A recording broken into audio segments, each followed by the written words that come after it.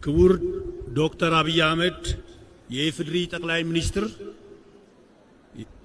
ክቡር አቶ ቴዎድሮስ ምህረት የጠቅላይ ፍርድ ቤት ፕሬዝዳንት፣ ክቡር አቶ ተመስገን ጥሩነህ የኢፌዴሪ ምክትል ጠቅላይ ሚኒስትር፣ ክቡር አቶ አደም ፋራህ በምክትል ጠቅላይ ሚኒስትር ማዕረግ የዲሞክራሲ ስርዓት ግንባታ ማዕከል ዋና አስተባባሪ፣ የተከበሩ ዶክተር እንደሻው ጣሰው የማዕከላዊ ኢትዮጵያ ርዕሰ መስተዳድር፣ የተከበራችሁ የሁሉም ክልል ርዕሳነ መስተዳድሮች፣ የተከበራችሁ የሁለቱ ከተማ አስተዳደር ከንቲባዎች፣ የተከበራችሁ የክልሎችና የሁለቱ ከተማ አስተዳደር አፈጉባኤዎች፣ የተከበራችሁ ጀነራል መኮንኖች፣ ክቡራን ሚኒስትሮች፣ አምባሳደሮች፣ ከፍተኛ የሥራ ኃላፊዎች፣ የተከበራችሁ የሃይማኖት አባቶች፣ የሀገር ሽማግሌዎች፣ አባገዳዎች፣ አደ ሲንቄዎች፣ የተከበራችሁ የበዓሉ ባለቤት የሆናችሁ የኢትዮጵያ ብሔሮች ብሔረሰቦችና ሕዝቦች፣ የተከበራችሁ የበዓሉ አዘጋጅ የሆሳዕና ከተማና አካባቢው ነዋሪዎች፣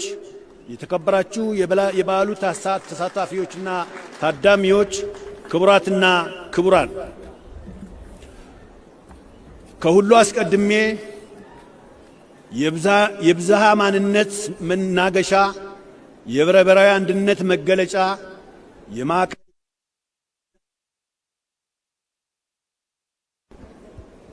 የማዕከላዊ ኢትዮጵያ ርዕሰ የታታሪ ሕዝቦች መፍለቂያ በሆነችው በለምለሟ በውቢቷና በደማቋ ሆሳዕና ከተማ ተገኝቼ ይህን መልእክት እንዳስተላልፍ ዕድል ስላገኘሁ የተሰማኝን ልባዊ ደስታ እየገለጽኩ እንኳን ለ20ኛው የኢትዮጵያ ብሔሮች ብሔረሰቦችና ሕዝቦች በዓል በሰላም አደረሳችሁ አደረሰን ማለት እፈልጋለሁ።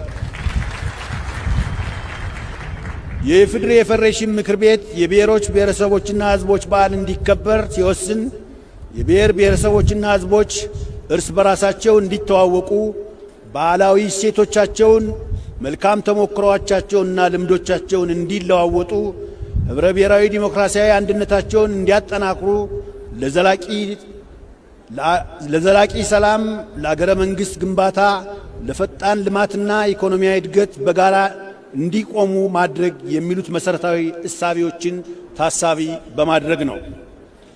ባለፉት 19 ዓመታት በኢፌዴሪ የፌዴሬሽን ምክር ቤት አስተባባሪነት በክልሎችና በከተማ አስተዳደሮች አስተናጋጅነት በዓሉ መከበሩ በህብረ ብሔራዊ አንድነታችን ላይ ውጤቶች እንዲመዘገቡ ሆኗል።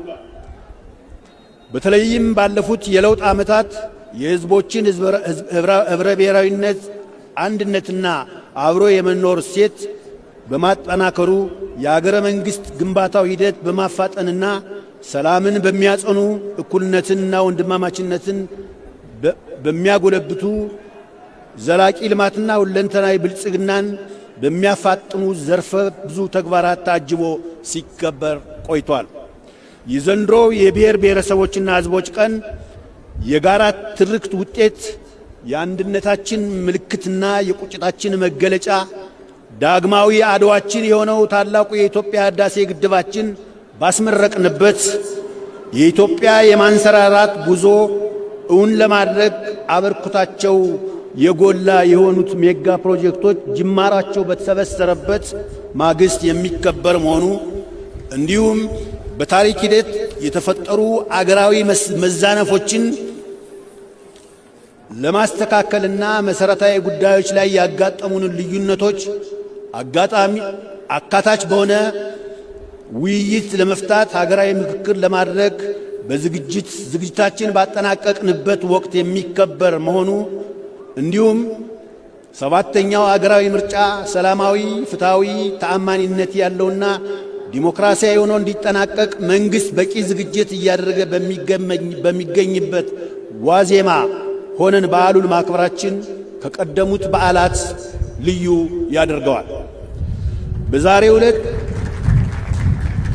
ዕለት 20ኛውን የኢትዮጵያ ብሔሮች ብሔረሰቦችና ሕዝቦች በዓል ዲሞክራሲያዊ መግባባት ለህብረ ብሔራዊ አንድነት በሚል መሪ ሐሳብ እያከበርን ያለነው ይህ የማጠቃለያ በዓል በህብረ ብሔራዊ አንድነት የደመቀ ብዝሃነት ማንነታችንን ለዓለም ገልጸን የምናሳይበት ሁሉም ማንነቶች እኩል የሚስተናገዱበት እውነተኛ የፌዴራል ስርዓት በመገንባት ሂደት አዲስ የታሪክ ጥፋት ላይ መሆናችንን የምናስገነዝብበት ከኩስመና ዘመን ወጥተን ወደ ማንሰራራት፣ ከቁዘማ ወደ መነቃቃት፣ ከጨለማ ወደ ተስፋ ብርሃን የምንሸጋገርበት የተሸጋገር መሆኑን የምናስመሰክርበት በዲሞክራሲያዊ መግባባትና በመፈቃቀር ላይ የተመሰረተ ህብረ ብሔራዊ አንድነታችንን ጽኑ መሰረት ላይ ለማቆም የማያወላውል እምነት የማይቀለበስ አቋም ያለውን መሆናችንን የምናረጋግጥበት በመከባበር በመደጋገፍ በእኩልነትና በአንድነት አብሮ የመኖር በጋራ የመልማት ቃል ኪዳናችንን የምናድስበት ቀን ላይ ሆነን የምናከብረው በዓል ነው። የጋራ ቤታችን መሰረት ሳይናጋ እንደ ጸና ለማኖር ከጋራ ታሪካችንና እሴቶቻችን የተቀዳና ብዝሃነታችንን የሚያገብር የጋራ ማንነት ሊኖረን ይገባል። ይህንን የጋራ የሆነ ኢትዮጵያዊ ማንነት ለማጽናትና የህዝቦችን የዘመናት አብሮነት እንደተጠበቀ ለማዝለቅ በብሔራዊነት ላይ የተመሰረተ አሰባሳቢ ትርክት መገንባት ያስፈልጋል። ክቡር ጠቅላይ ሚኒስትር፣ ጥሪ የተደረገላቸው እንግዶች፣ ክቡራትና ክቡራን፣ ዲሞክራሲያዊ መግባባት እንደ ገዳ ስርዓት በመሰሉና ሌሎች የሽምግልና ስርዓቶች ኢትዮጵያውያን ከቀደምት አባቶቻችን እንታወቅበት የነበረ ትናንት በተለያየ መንገድ የሸረሸርነው ዛሬ ደግሞ እየተለማመድነው ያለ በአዲስ መልክ የምንተገብረው ባህል ነው። ይህ ስልጡንና ምጡቅ አካሄድ ችግርን በዘላቂነት ለመፍታት ለአካታችነት፣ ለአሳታፊነት፣ ለምክክር፣ ለድርድር፣ ለሰጥቶ መቀበልና ለስምምነት የቅድሚያ ይሰጣል።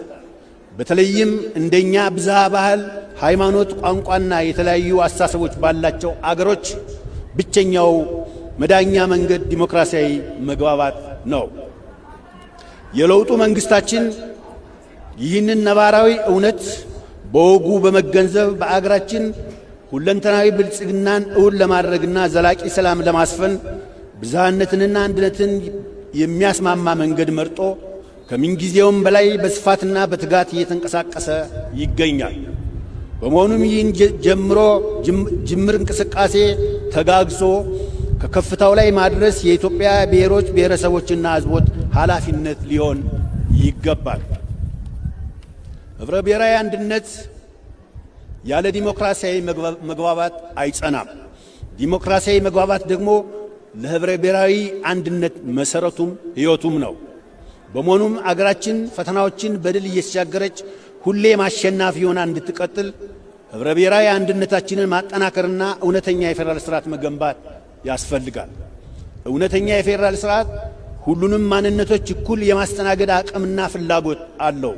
ስለሆነም የህዝቦችን አንድነትና ትስስር ለማረጋገጥና የሀገራችን ሰላምና አንድነት ጠብቆ እንዲቀጥል ለማድረግ ሁሉም የድርሻውን መወጣት ይኖርበታል። ክቡር ጠቅላይ ሚኒስትር፣ ክቡራትና ክቡራን፣ አገራችን ኢትዮጵያ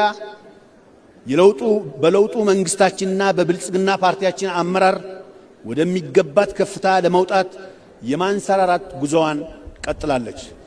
ጀምራ የማጠናቀቅ አቅሟም አጠናክራለች።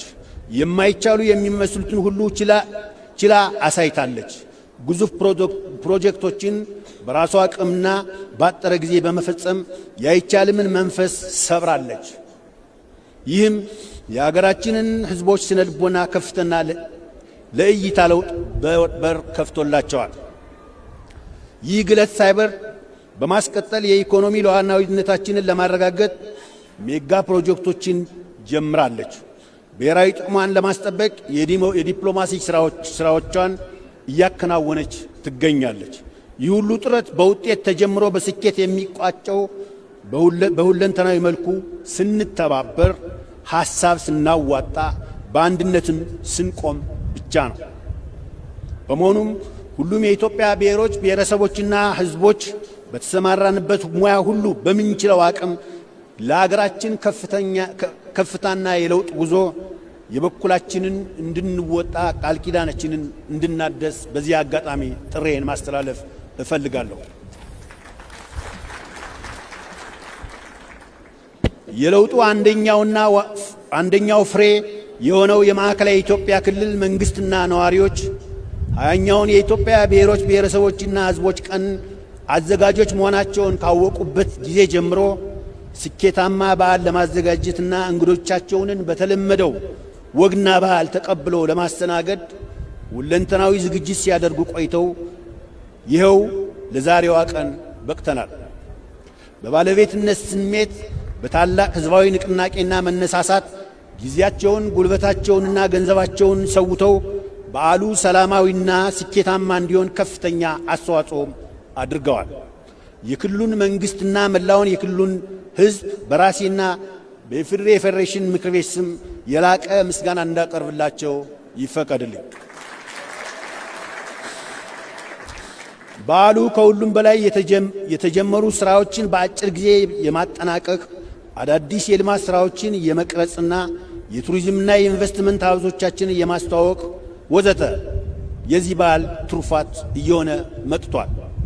የማዕከላዊ ኢትዮጵያ ክልልም ይህንኑ ተሞክሮ በማስቀጠል አሁን የተሰበሰብንበትን ስታዲየም በአጭር ጊዜ በመገንባት የርዕሰ መስተዳድሩን ቢሮ በመገንባት የከተሞችን የኮሪደር ልማትና ሌሎችን መሰረተ ልማቶች በአጭር ጊዜ በመገንባት ህዳር 29ን ለዘላቂ ልማት መሳሪያነት ክልሉ ተጠቅሞበታል።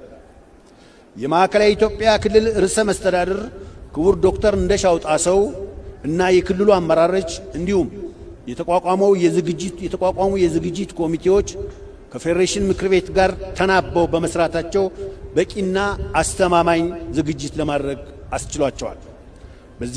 በዚህ አጋጣሚ በዚህ ሂደት የተሳተፉ አካላት በዓሉን ስኬታማ ለማድረግ ላደረጉት ያላሰለሰ ጥረት በፌዴሬሽን ምክር ቤትና ምክር ቤቱን በወከሉት ብሔር ብሔረሰቦችና ሕዝቦች ስም ከፍተኛ ምስጋና ላቀርብ እወዳለሁ።